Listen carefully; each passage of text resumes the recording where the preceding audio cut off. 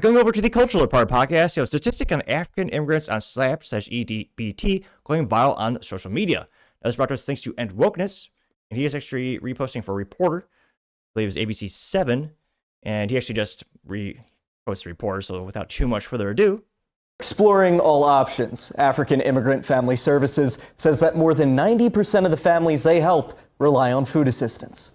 Which is insane. Now, there's a lot of bombastic responses. One of the only few things I learned in college that's worth anything, which, pretty low bar, I took business statistics, which, yeah, I really don't use that. Yeah, debatably use that at all. But one of the things the professors did tell me was, when it comes to any statistics, always remember what is your sample size?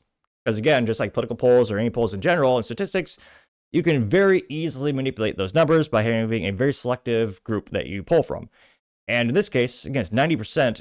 The way it's framed, it sounds like 90% of all African immigrants are on SNAP/EBT or government handouts, which would be ridiculous. That's way big. Now, again, specifically, he is saying the people that this nonprofit assists. This nonprofit is African Immigration Family Services, which, again, if you need family services, it would make sense you're on more and more assistance because that's the whole purpose of them, is to give and align them with resource allocations that would help their families out. Now, again, that statistic is still extremely comically high, but again, I'm not surprised that it is so high because these are people that they're working with them for assistance. So again, I'm not surprised it's 90%. Now, this went moderately viral, got about 300,000 views as well as 10,000 likes. One of the first comments comes to us thanks to David Santa Clara saying, quote, "Every immigrant that receives food stamps should be immediately deported back home," getting 1.2 thousand likes, which now it'll be interesting to see in terms of the vernacular and the delineation. I would argue yes. Now, for the audience's question, what are your thoughts on refugees? Now, again, that word has also been used and abused so many times throughout the past 10 years, it's kind of lost all meaning, where everyone just claims to be a refugee when I really don't think 99% of them are, especially when it comes to international norms and laws. They're supposed to go to the first country at which they're not at risk, but they all just seem to come all the way to the United States. So it's like, yeah, if you're fearful of your life in your home country, why wouldn't you go right next door? Or maybe the other place, or not next door, but maybe one right down the street, which again, those countries are safe. And yet, no, they come all the way to the United States. I would argue, do they really count as refugee status there? Now, again, in terms of immigrants, yeah, if you're coming here willingly, you do the proper paperwork, in most cases, I would argue, you should be a net positive in terms of the tax revenue, in terms of government handouts, in terms of welfare. And I think that's where David Santa Clara, that's one of the reasons he got 1.2 thousand likes for his statement. Paul Zupa also says this doesn't seem sustainable, and he got 35 likes. She got more. Let's make him 36 likes, which, yeah, it's not. Again, the U.S. is $38 trillion in debt because of the ineptitudes and or corruption of Democrats and Republicans. That's insane. $38 trillion. We now spend more on the interest of the loan that we have than the loan itself. We're not paying down the principal. We're just paying the interest. Yeah, we're kind of screwed. It's not good. We also have Amelia Henderson saying, quote, to summarize, and she has a quote from Democrat Whip Representative Catherine Clark. Says, of course, there will be families that are going to suffer, but this is one of the few leverage times we have, getting 14 likes. Ace Elcherson says, quote, ready the ships, they're going back, getting 9 likes. Cowgal says, F that, getting 3 likes.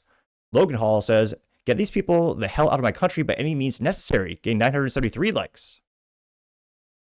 Robert Steffer got some of the highest response rates. He said there's no upside to increasing the African demographic, getting 838 likes. What is he ratioed, though? Whitebird says, what's the upside of African demographic to begin with, getting 7 likes. Cyber Patriot Guild says they can't even figure out how to franchise their ethnic food because it's terrible, getting 7 likes. So he's not ratioed by likes or comments. Hitler says deport, getting 684 likes. You also have I Love American News, says, quote, being able to feed yourself should be the minimum requirement for immigration. And he also has a picture from, with a quote from Alex Day. I don't purposely try to mispronounce most names. It's kind of a side effect of my speaking ineptitudes. Is Alexis de Tocqueville, maybe, who says, quote, the American Republic will endure until the day Congress discovers that it can bribe the public with the public's money, getting 195 likes. Barry Megan says, why were they imported, getting 129 likes? Which, well, Again, it's been said multiple times, great replacement theory, of course. Again, the U.S. birth rate is also collapsing in terms of people, the average American taxpayer. They're going to import a bunch of cheap labor, which, again, in theory, they'll in turn make tax revenue for the government and will someday get out of debt. I don't think that'll happen, but that, I suppose, is one of the theories. God and Country has a picture of a sign that says, stop giving them benefits and they will deport themselves, getting 97 likes, which, true. Now, again, that being said, it's become not just a cultural, but a very huge political topic. Again, about half the United States wants people to get free shit for free, which I know I used the word free multiple times in that sentence, probably improperly. Terrible grammar today, but nevertheless, you get the point. And there's a lot of people who think food and healthcare is a right. No, of course it's not. You're not entitled to someone else's free labor. That's disgusting. You also have Libs Hate Up said, why are they in my country getting 98 likes? Well, to vote as well, of course. Let's see. Song Pang says, in China, your welfare, benefits, and even pensions all depend on your social credit score. If your score falls too low, authorities will take them away. Getting 42 likes. We also have Daryl Harrison says, it's why they come here to live, free and lazy, getting 60 likes. Let's see. Doge.ai says, improving access to Nutrition Act of 2025 isn't about solving hunger, it's about institutionalizing dependency. By repealing work requirements for able-bodied adults, the bill transforms SNAP from temporary assistance to permanent entitlement. The 90% reliance rate exposed by African immigrant services proves the system's failure to uplift families into self-sufficiency. Instead of addressing the root causes like job training gaps or economic policies that suppress wages, Democrats prioritize expanding welfare bureaucracy. Taxpayers fund the cycle while inflation crushes working class budgets. Real reform would tie aid to skills development, not trap generations for government dependency.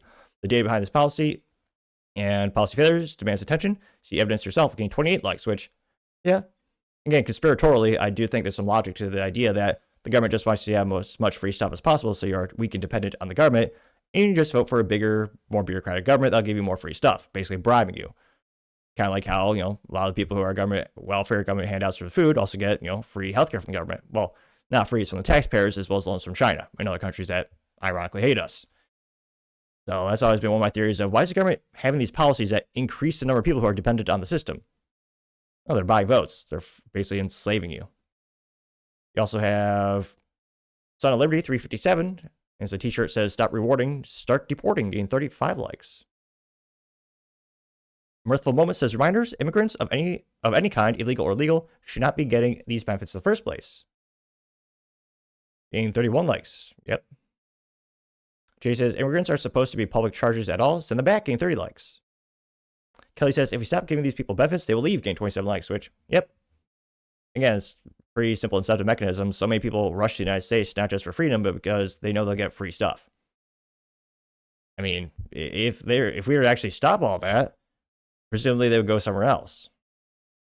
Now, again, I'm very pessimistic if we will ever be able to stop the free stuff, because, again, people love free stuff, and people also vote for more free stuff. So I'm pretty pessimistic if there will actually be any changes. Let's see. Trying to see if there's any contrarian statements here. None thus far. Patriot Suzanne says, if they can work for a living, then go... if they can't work for a living, then go home, getting 5 likes. Leah Thomas Brown says, bye then, getting 5 likes. Let's see. Starship Aliavs says, it's free food. The first thing the student visa Indians discovered in Toronto was the food banks don't ask questions at the door. They'll go there and get free food. Free food, LOL, getting 4 likes. Genevieve says, at this point, if you are a legal immigrant and cannot make enough to take care of yourself and your family, you should be stripped of your visa and deported, getting 4 likes. Now, again, especially if it's taxpayer money. Now, that's one of my biggest gripes is how much the government steals from us and gives to the people who don't work. It's staggering and scary and disgusting how much they steal from us, Democrats especially, and Republicans. And since I would argue, if you want to help out people who are down on their luck, local nonprofits as well as religious organizations can do it infinitely more effective than the U.S. government. And again, that's where people are voluntarily donating to those causes or those institutions, where again, the government is stealing it. Again, you also have an issue where, again, if you're here legally, you shouldn't get anything. I think you could debate how long you should allow a ramp up period if you're coming to the United States legally as well. Presumably you're coming here because we need people. I was told we need H-1B and all these folks. I was told we need it because of the very unique skill sets they have. Again, some of those out-earn some Americans. And some industries are much more prevalent than others in terms of participation rate. But again, if you're a legal immigrant, I was told, they have very unique skill sets, a very unique set of skills that we need. Again, to a certain extent, I think that for some industries, that might be true. But right now, we have a lot of unemployed Americans, a lot of people that can barely pay some Americans are taking out loans just to pay for groceries. That's ridiculous. That's disgusting. That's the thing. I'm becoming more and more pessimistic of many of these programs, which you could argue maybe they have good intentions. Granted, we all know the age-old quote, the road to hell is paved with good intentions. And again, the way the statistic was phrased, it's the people that are being helped, that's 90%. It is not 90% of all African immigrants in the United States. So again, I think it's important to frame the statistic appropriately. But again, that is quite concerning as well, 90%. Then I'd love to see statistics and maybe the breakdown of how long are folks on government handouts, government welfare. It's supposed to be, again, a helping hand, get you on the right path. Unfortunately, in many instances, we're seeing it become more and more a generational lifestyle. But let me know your thoughts because, as always, be fascinated to hear what you have to say. Thank you, everyone, for taking the time to tune in today. Again, try to get to 6,000 subscribers by the end of the month, so click that button. I greatly appreciate it. Also, give me a thumbs up, thumbs down, or comment. It's a great way to give me some additional feedback. Let me know how I can make the show better and better. Lastly, don't forget to take time to tell your family, tell your friends, tell your coworkers, heck, tell your enemies, anyone, everyone. Just stay safe and fight the good fight.